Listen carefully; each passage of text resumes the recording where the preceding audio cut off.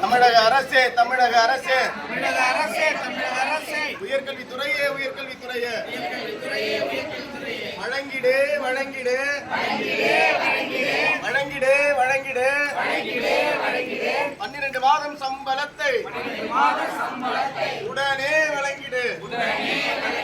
தமிழக அரசே தமிழக அரசே உயர்கல்வித்துறையே உயர்கல்வித்துறையே யுஜிசி நிர்ணயித்த 57,800 உடனே வழங்கிடு.